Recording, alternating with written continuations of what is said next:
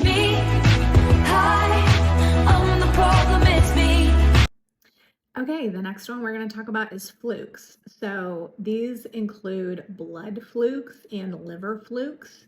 So as you are probably catching on by now, parasites can move in our bodies. They can move freely. They start off in our guts because they're mostly get into our bodies by way of like food and water contamination that we ingest.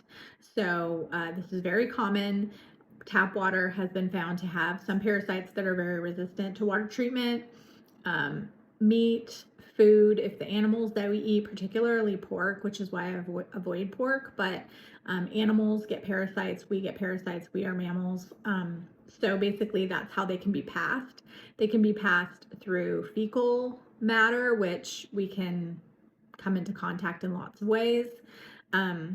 And it's just a very common thing. So don't think that just because you live in America or you're very clean as a person that you're not going to come into contact with parasites, because you are. It's inevitable. Okay.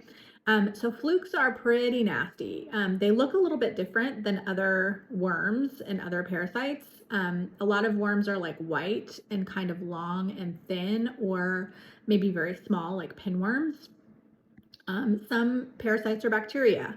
So most parasitic bacteria are invisible because we can't see bacteria. They're very small.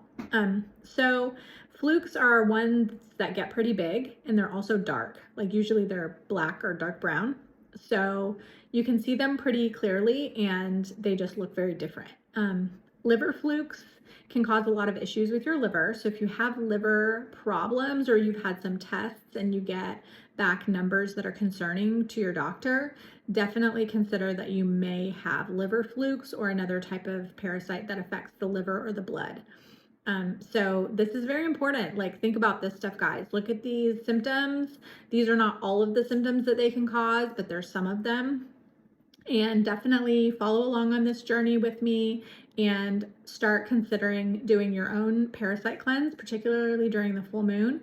And soon I will be doing a series on the anti-parasitics that I've used and how to sustainably keep parasites out of your body and from keeping you sick.